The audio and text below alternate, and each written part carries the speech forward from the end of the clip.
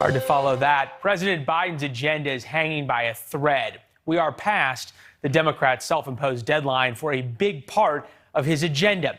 Will the Afghanistan scandal keep the president from getting his cradle-to-grave social safety net?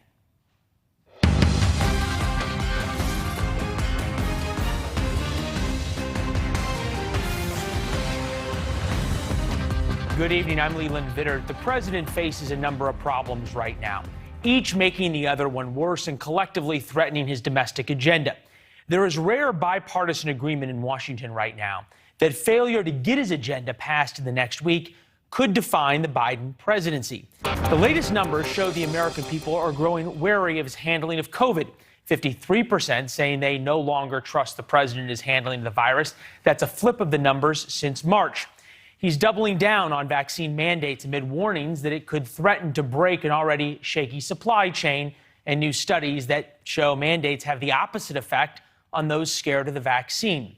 So the president's losing political capital because of COVID, but also because of the Afghanistan debacle. Remember when the president told ABC this back in August.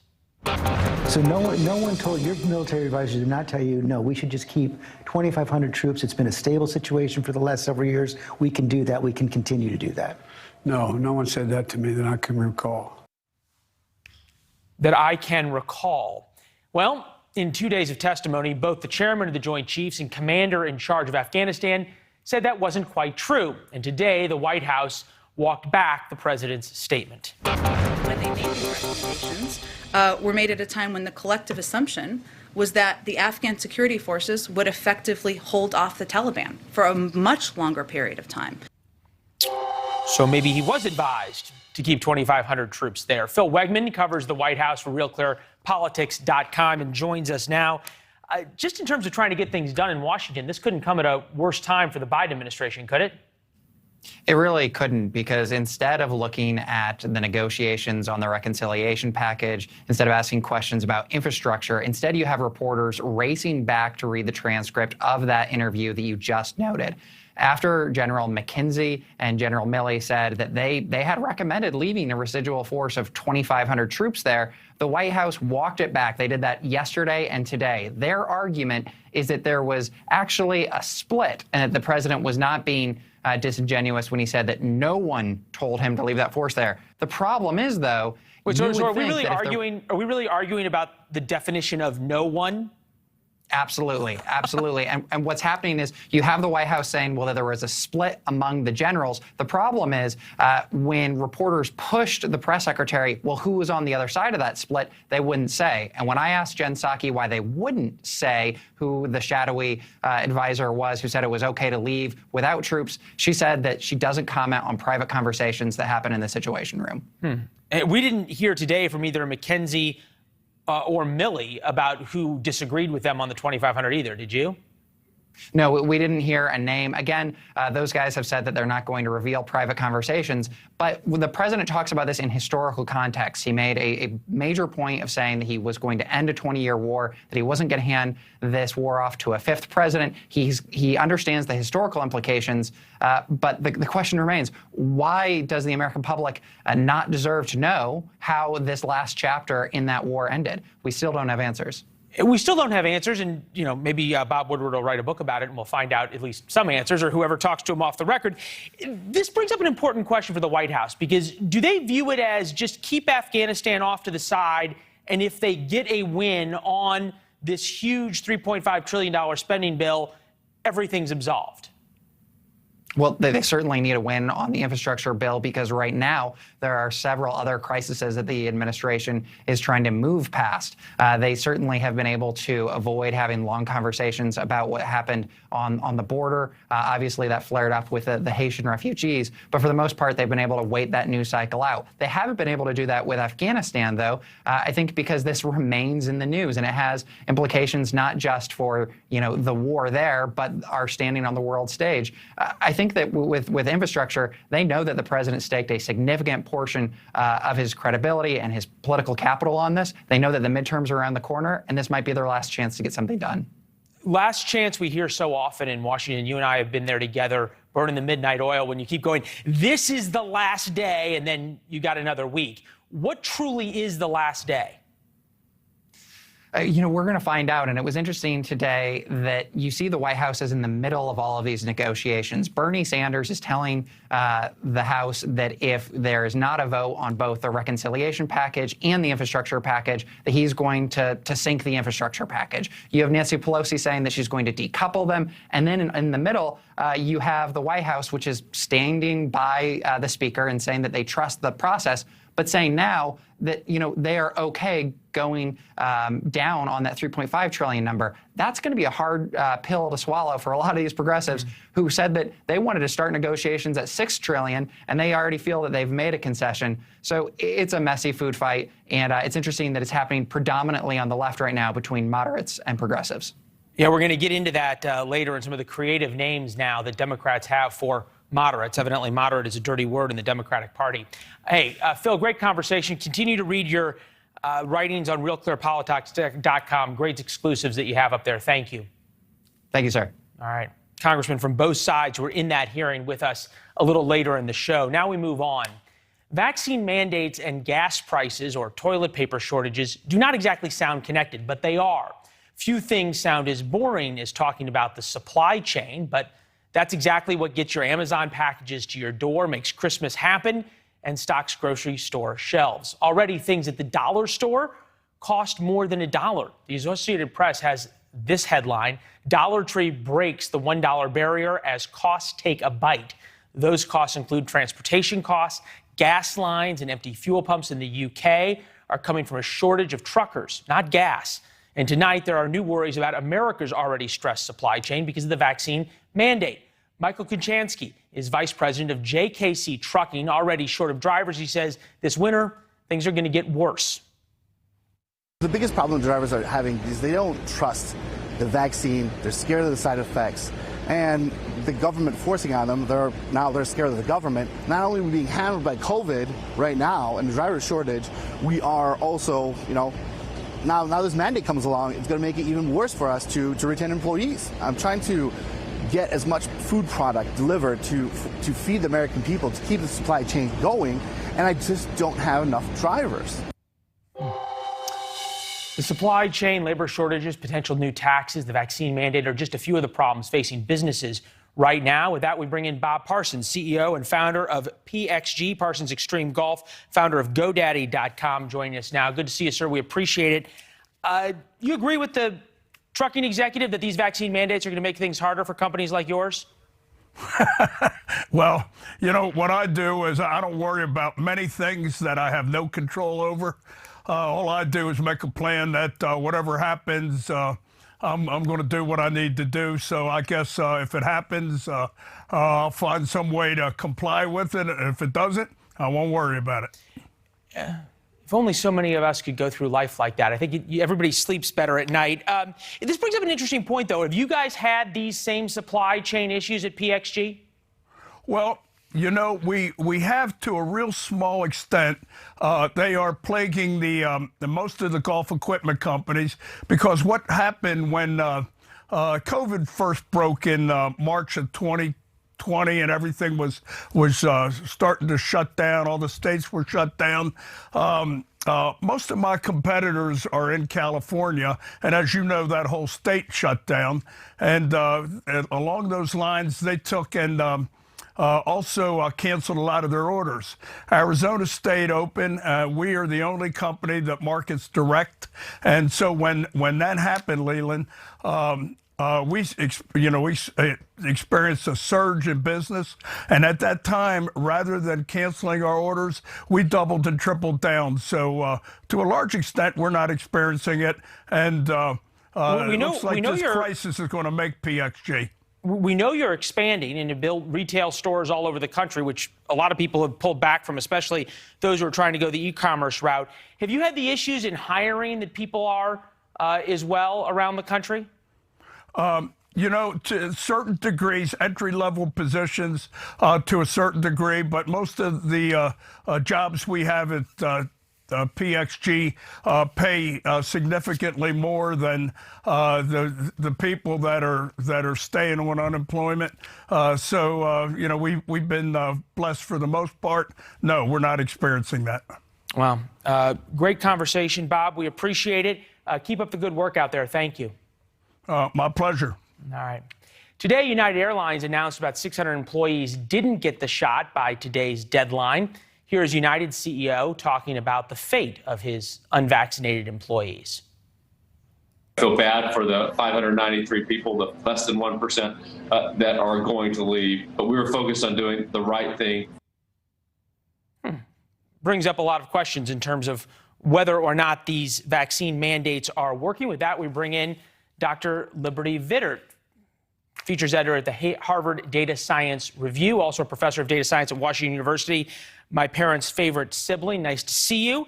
All right, so there are more people getting vaccinated. We saw all of those United employees who got vaccinated over the past few months, save the 600. So does that mean the mandates are working? Not at all. It's shown very clearly that the real reason that people are getting the vaccine and that there's this big uptake is because of fear of the Delta variant. It's also the reason that most people are saying that they will get the boosters. We've seen study after study that shows that really it's fear of the Delta variant or of overcrowding in hospitals or incentives like you get to go to concerts or you get to go to the gym that is making people really want to get the vaccine. And really only about 8% of people who are unvaccinated are getting vaccinated because of mandates. The mandates simply are not what is causing this increase. Okay, so if you only get 8% of the unvaccinated because of mandates, are the mandates worth the strife and division that they cause? We've seen studies from years and years of different studies on this showing that mandates really don't work. It's something called reactance theory. When people think they have freedom and it's taken away from them, they do the classic thing, which is react badly towards it. The two things that we've seen So that explains why why mom and dad told us to go to bed early, we didn't. Exactly. Or Okay. if they said, absolutely, you can't go to bed, then you want to go to bed. It's classic reverse psychology. So if we told people the vaccine there's not enough of it, you can't possibly get it, then people would want to get it.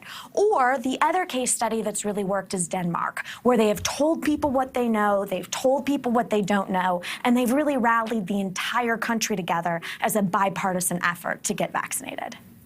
It's interesting. It does go to the point that during the January, February, March, when there was a scarcity of vaccines, people were driving 3, 4, 5 hours to go get the vaccine comparatively to now. This is interesting. Fears of the virus in terms of whether or not people fear they're going to get infected. Among the vaccinated Americans, 50% or older, 75% are worried, 25% not worried. The unvaccinated are not concerned. So you'd think it would actually be the reverse, but the data doesn't show that.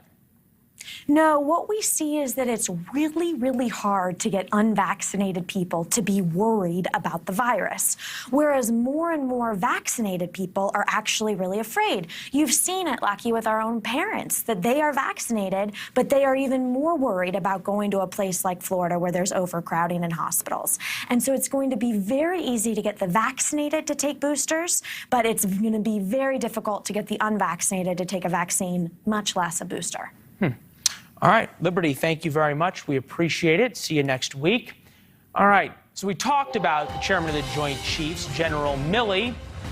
He was asked this: is he a general or a politician? Mark Milley's answer raises perhaps even more questions. That's from today. But first, we will be the first to admit we were wrong on this broadcast. Progressives are not calling moderates dinos, Democrats in name only. There is a much better phrase that they have come up with. We're going to tell it to you when we come back.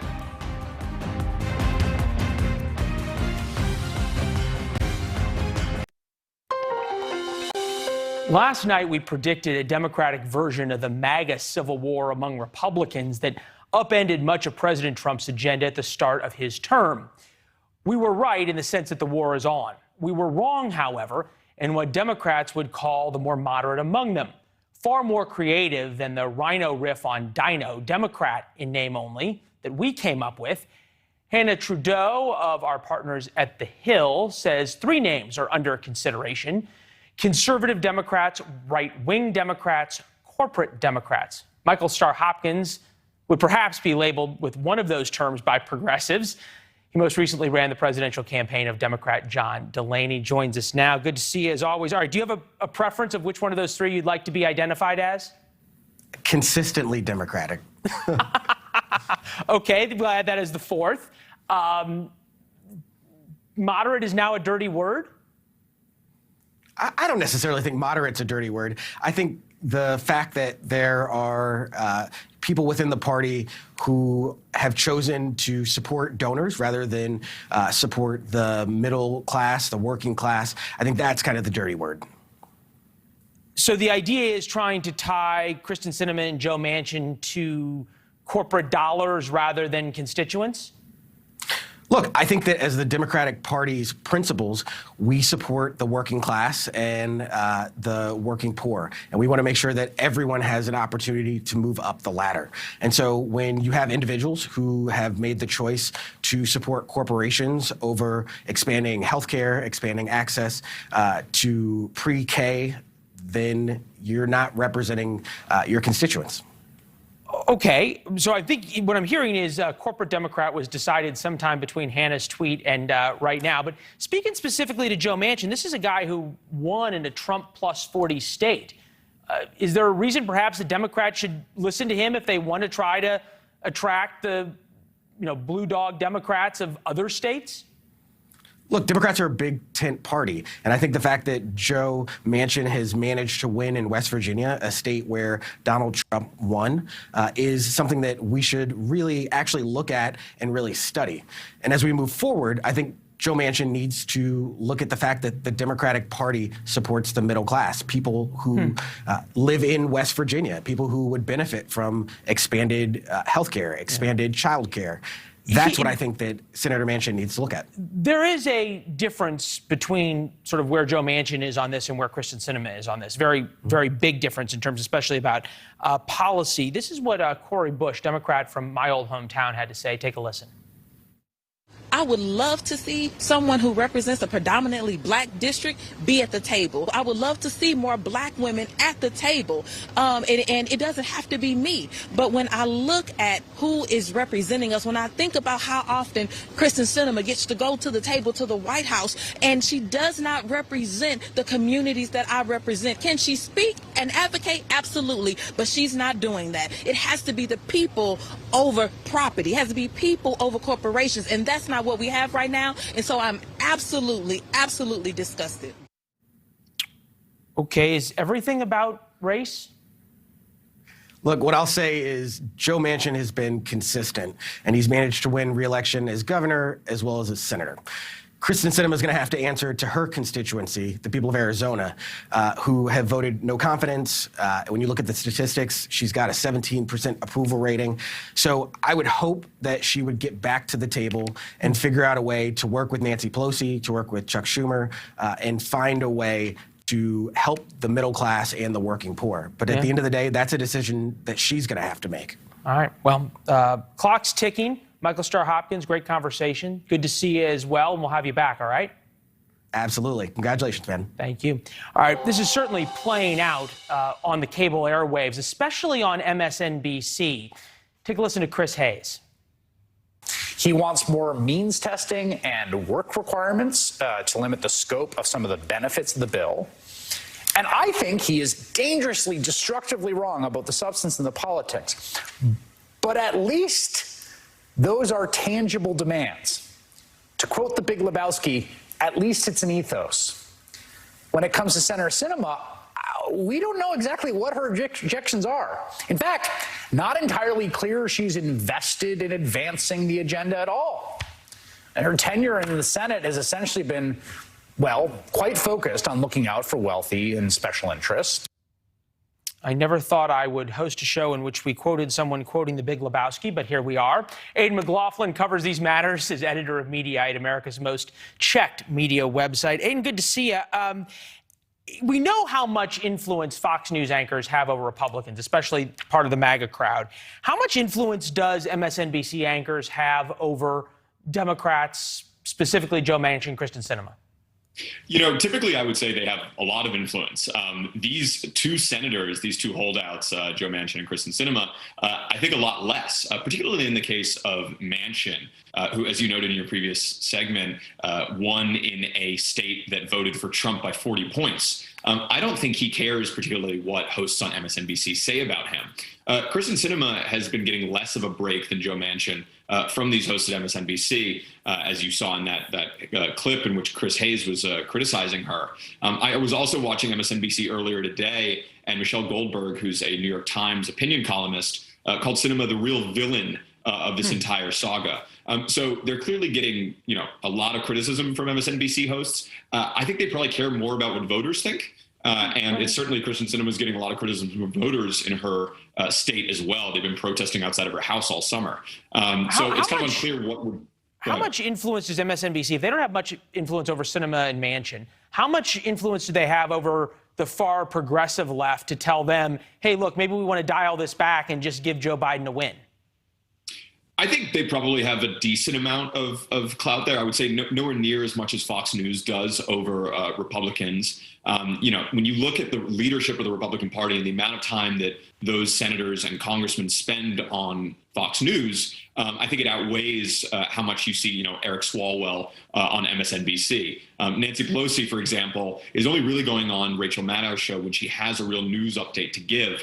She's not on every night pushing sort of an agenda. So I don't think they have as much sway over the Democratic Party as Fox News does over Republicans. That doesn't mean that Democrats are not listening to people like Rachel Maddow, who has a big sway over the base. Yeah, over the base and specifically over the donor class as well, who watch her and listen to her. Speaking of the donor class, we saw this in the Republicans, this split between the base and the donors. This labeling of certain Democrats now as corporate Democrats, moderate is now a dirty word. Are we now seeing that same split play out on the cable airwaves among Democrats between the base and the donors? I mean, I think we're definitely seeing that split. One of the big angles of Chris Hayes' segment last night was Kyrsten Sinema's proximity to the donor class. So I think that split's really playing out. But I should also note that Jonathan Chait, who is a writer at New York Magazine and who's by no means a leftist, wrote a piece that published today that accused centrists like Sinema of being the ones that are being inflexible here and refusing to negotiate. So I don't think it's just sort of leftists that are criticizing centrists like Manchin and Sinema. It's also sort of center-left members of the Democrat pundit class. So I really feel like Sinema and Manchin are sort of alone in their objections here. That said, they are getting some praise from conservative media, whether it's the Wall Street Journal opinion pages, Fox News hosts, the National Review. So they're not entirely alone in the media. Yeah, I've also heard, at least anecdotally, that they perhaps are not immune from trying to raise money from moderate Republicans either. So you have to wonder how much that plays into it as well. Hey, Aidan, awesome conversation. There's a reason we have you, and we appreciate it. Thanks, Leland. All right. YouTube is trying to curb conspiracies on its site. All right, but also they're banning Putin critics.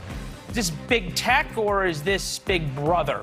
And General Mark Milley faced more tough questions about how he advised the president of Afghanistan today, but now the blame is being passed on to President Biden.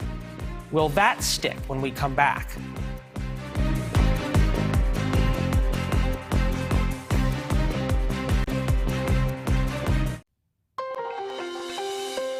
All right, top U.S. General, Chairman of the Joint Chiefs, Mark Milley, was back on Capitol Hill today. Second day of testimony with a warning for the looming terror threat after the United States pulled out of Afghanistan. I think that it's a real possibility in the not too distant future, 6, 12, 18, 24, 36 months, that kind of time frame, for reconstitution of Al-Qaeda or ISIS. And it's our job now, under different conditions, but it's our job to continue to protect American citizens against attacks from Afghanistan. Bring in Democratic Congressman John Garamendi, who was at today's House Armed Services Committee hearing, joins us now from Capitol Hill. Appreciate you staying up late with us, sir. That's pretty ominous of a warning, isn't it? Well, there's always been a warning about Al-Qaeda and ISIS. They've been there for some time. Al-Qaeda never really disappeared. They kind of blended back into the countryside. And ISIS, of course, has emerged in the last 3 or 4 years. So, yes, the threat is there, has been. Also, we need to consider that the Taliban is no friend to ISIS. Now, they may have some connections to the to the Al-Qaeda. But we'll see. In any case, it's not that we're gone. Boots are not on the ground, but they are in the air. We are able to monitor communications. We are able to continue to observe in multiple ways what is going on in Afghanistan.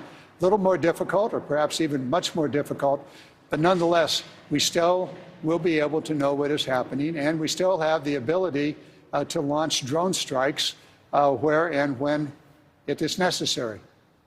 Okay. Obviously, there was not perhaps every member of the committee who has as thoughtful of a temperament as you do today. This is from Matt Gaetz earlier. Take a listen. If we didn't have a president that was so addled, you all would be fired, because that is what you deserve. You have let down the people who wear the uniform.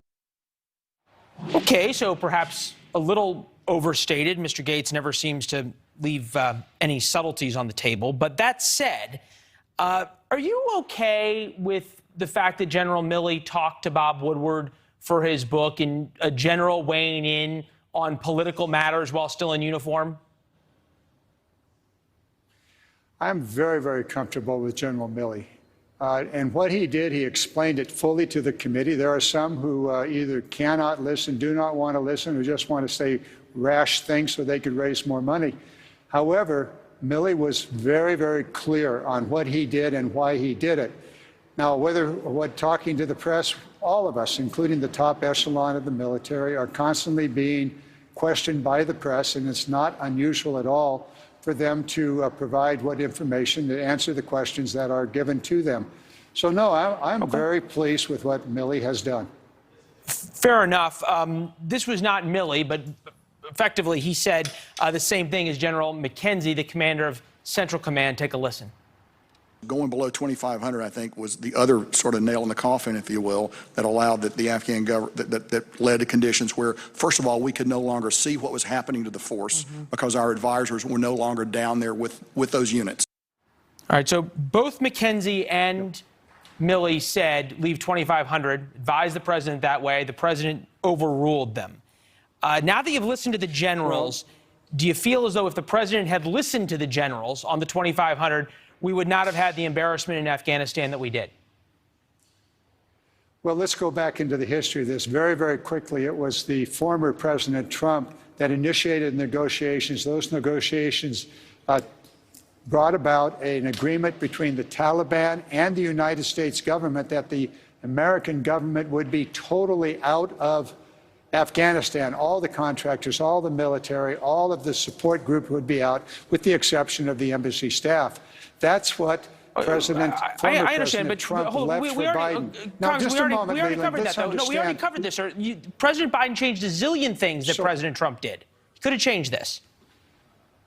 And the rest of the story, if I might, is that that agreement was a forbearance by the Taliban attacking the American troops, and as long as they kept their agreement to leave Afghanistan. Now, in answer to a question that I asked McKenzie, what if you kept troops there after the September 11th new deadline that Biden put in place? And he said those troops would be attacked and there would be casualties. So let's look at the total picture here, and let's understand the rest of that testimony indicated that the 2,500 troops were totally insufficient to deal with the kind of violence that would erupt should they not leave. More troops would have to be added. There'd be a new surge in order to protect the troops. It was time for the war to end. The bottom line, it was time for the war to end. 20 years, time to end it. Biden did that. He took responsibility, and frankly, that responsibility is shared by 4 previous administrations, including the Trump, Bush one, and Obama. So here we are. We are in a different situation now. Yes, we're going to have to pay attention to Afghanistan. Yes, we're going to have to continue to monitor. Much of that monitoring is done by classified methods, and we're not going to talk about those here, but I can assure you we will monitor what's going on there. We'll also monitor the other terrorist hotspots in the nation, the Sahel of Africa, the Middle East, and frankly, we need to monitor what's going on in America also. All right. Hey, Congressman, we always appreciate you being here. I know what we also wanted to get to was some funding issues for looking at China and Russia. We're going to have you back to talk about that. I'll be there. You call, I'll be here. You are true to your word on that, and we appreciate it. We'll see you soon. Thank you. Thank you, Leland. Bye-bye. Isn't it true that the president rejected your best military opinion and advice as to how quickly to withdraw American troops from Afghanistan? Well, I will say this. It has been my view that that I recommended a level of 2,500, a level that would have allowed us to hold Bagram and other airfields as well.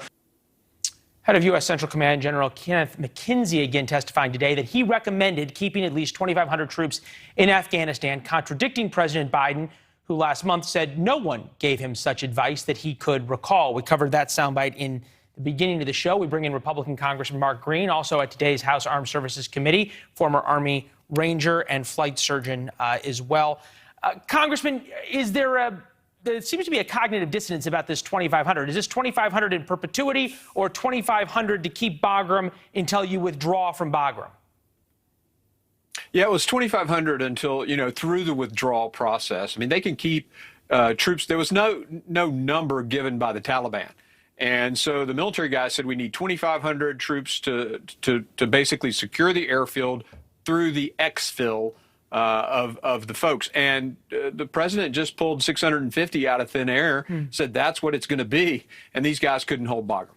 Are you disappointed that either Milley or McKenzie, both four-star generals, which means you're half general, half politician, neither of them in either of these hearings said, I told the president this, and had he allowed me to do what I thought, 13 Americans would be alive? Yeah, we had to pull teeth just to get, the truth that they, recommended the 2,500. We had to ask very specific questions. And at one time, who did you tell this to? And the answer was, well, the senior leadership of our government. And we're like, wait a minute now, you just stop playing games. Just tell us you told the president. Why the games, and, do you he think? Ignored it. Why the games? I think, well, these are generals. These are guys who are supposed to tell the truth. Yeah, but they still work for the president of the United States, and they're probably going to be, covering themselves as much as they can. But they didn't say a falsehood, right? They just didn't say Joe Biden, which is what they should have said. Yeah, they did not there. Somebody who did say some of the things that you and I have talked about in the past about his leadership is Lieutenant Colonel Stuart Scheller, Lieutenant Colonel in the Marines, who said this back in August. Take a listen. Did any of you throw your rank on the table and say, hey, it's a bad idea to evacuate Bagram Airfield, the strategic air base, before we evacuate everyone? Did anyone do that? And when you didn't think to do that, did anyone raise their hand and say, we completely messed this up? Well, evidently, we now know that a couple people did say keep troops on the ground and keep Bagram, but that didn't go over so well, that video. Lieutenant Colonel Scheller is now in the brig. That is the jail at Camp Lejeune, North Carolina. I'm wondering, why don't you think his name came up at all during the hearing? Well, we had planned to ask Secretary Austin about that, but they actually cut me off, and I didn't get to ask my question. So a little bit disappointed about that. But yeah, I'm pretty frustrated with what's happened to this guy. Now, granted, he subverted the chain of command. And he even admitted it, and he expected to be kicked out of the military. What he didn't expect, and what is inappropriate, is the guy's in jail. I mean, you put people in jail, pretrial confinement, when they're a threat to themselves or a threat to someone else. This is ridiculous. It's way overkill, and this guy does not need to be in jail. But he did, violate the chain of command. He used government stationery to send some letters. So he knew what he was getting, but he should not have gotten jail time. Evidently, he has a hearing tomorrow to figure out what exactly he's charged with. This is what his dad had to say about it. It's no coincidence, in my opinion, that they put a gag order on Stuart Jr. and they put him in prison the day before they had to appear in front of senators. Coincidence? Well, I don't know about that, okay? It's very possible. I mean, this guy's criticisms were spot on. I mean, these commanders should have gone in there and said, no, we're not going to let American soldiers be put in a place that's high risk like this with very little, force protection. So he has some great points. He's just a lieutenant colonel. His job is to take the hill and to not make those kind of comments in the way he did. But he doesn't deserve jail time for this. That's absurd. One of the questions I was going to ask Leland, if I could, is Please. The Secretary Austin, he's got this guy locked up, yet he has violated the law and disbanded basically the Board of Visitors oversight, congressionally mandated oversight of the military academies. We're suing him over that, but he's breaking the law, and yet he throws this guy for making a few comments in jail. It is interesting. The only person who's faced any kind of repercussions for the debacle and embarrassment of Afghanistan is a lieutenant colonel who simply raised questions. Congressman, good to see you as always. Thank you. Thanks, Leland. All right, great to see you. YouTube is trying to do more to push for vaccines, banning misinformation on the life-saving shots from the site. But they're also banning some other stuff that's calling their, shall we say, impartiality into question.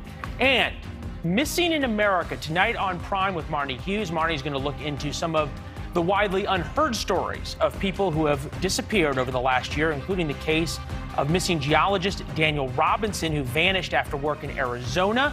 That's 9, 8 Central. You got Dan Abrams and then News Nation Prime. For years now, YouTube has been a hotbed for conspiracy theories and misinformation, but now the Google subsidiary says it's making an effort to rid the platform of this, especially about the coronavirus vaccines. Today, it announced it's going to ban accounts and remove videos making false claims about vaccines that have been approved, including that vaccines do not reduce rates of transmission or contraction of disease. They're also going to remove things that say vaccines cause autism, cancer, infertility, or, of course, that vaccines are just a way for the government to inject a tracking chip on you. Yes, there are people who believe that. Among the first purged from the site were Dr. Joseph Mercola, who claims the vaccines alter your genetic coding, Sherry Tenpenny, who says vaccines cause autoimmune diseases, and former Congressman Robert F. Kennedy, whose corporation bought 54% of all anti-vaccine advertising content on Facebook. A lot of money involved in all of this. Joining us now, former White House Chief Information Officer under George W. Bush, CEO of Fortalice Solutions, Teresa Payton. Teresa, great to see you. I guess we start there. How much of this is about money? Oh, it's definitely a big piece of things. Remember, for most people watching things on YouTube, unless you subscribe to the YouTube service, is free. So the product is you and I and what we watch and don't watch, but also they need sponsors. So there's definitely sort of marketing dollars at play here. Yeah, it's a lot of dollars. In fact, we looked this up. Joe Ward did, our producer. $5 per 1,000 view, $5,000 per million view, which is what the creator of the video gets for getting that number of views on YouTube. So these 3 people who've been banned were making a lot of money off of their videos. They absolutely were. And what's interesting about the ban is we don't really have transparency in sort of the governance process. How do you report something that you think should be banned? Who makes these decisions? And then if you agree or disagree with the ban as somebody who posted the video, what's the process to escalate and ask for somebody to sort of review that decision? Yeah, we'll put the criteria back up in terms of what is and is not allowed to be discussed on here. At some point, it's like, if you're going to believe that, well, go ahead and believe it. But you bring up a good point. Ban vaccine safety, efficacy of vaccines, ingredients in vaccines is banned. Allowed anti-mandate content, testimonials, historical videos. Efficacy of vaccines, that's still very much a debated science right now, isn't it? It is a debated science. And here's the thing. For misinformation and disinformation peddlers, when you ban them versus marking something, it plays right into the manipulator's playbook. I wrote about this in my book, Manipulated. So they'll say, this is something that they don't want you to know. And look what happened to me. I got banned from this platform. Now you need to follow me somewhere else. And so in some regards, banning a manipulator actually makes it worse and actually makes them a little bit more of like an urban legend and hero in the minds of people who are looking for that type of information to confirm their confirmation bias. Yeah, well, at some point, it sort of plays into the grand conspiracy theory, right? If I don't trust big tech, then big tech banning somebody gives that person some kind of imprimatur.